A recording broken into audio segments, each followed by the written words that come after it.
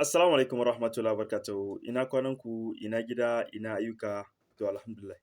Donc yawanci ana tambayan mu surtout ɓangaren maza.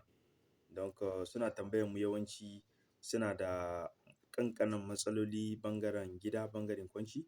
Donc yau da ikon Allah za mu gani menene kamfanin mu Forever Living Product ya kawo muna don ire-iren wa'innan ƙanƙanan matsaloli ko in ce manya-manyan matsaloli. Farko dai wanda nake iya in gaya muku shine wa'ingan magungunan ga na kamfanin mu Forever, maganuka ne wanda ke ba ko kuma in ce 'yan cikin abinci ne wanda ke ba jikin namu abin da ya kamata don ya samu ƙarfin shi, ko kuma in ce don ya samu kuzari da ƙarfin wanda ya kamata ya samu. Tunda yawanci ba mu da ƙarfin mu, don me? Don muna nan ga rage shi. Inda ace kamar abincin mu bashi da matsala, da ban mu da matsalan wani wajen ɓangaren kwanci da abin da ya kamace da haka nan wajen mace da wajen namiji.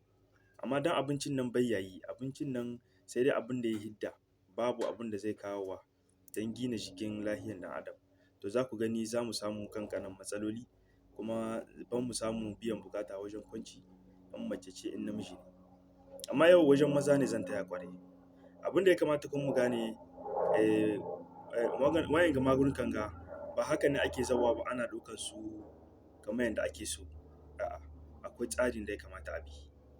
Wannan tsarin da ya kamata a bi da ni da ma'aikatan na kamfani wa'inda sun ka samu formation saman kan shi, wa'inda sun ka samu koyarwa saman kan shan maganuka, saman kan comme on le dit organisation da procedure.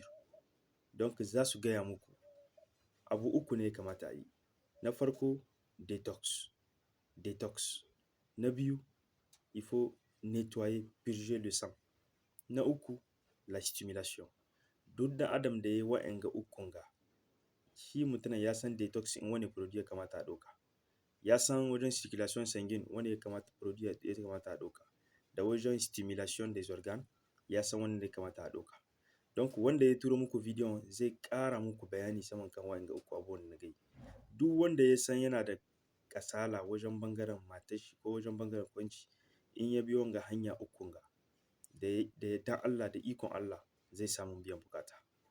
Zan ce muku haza wassalam.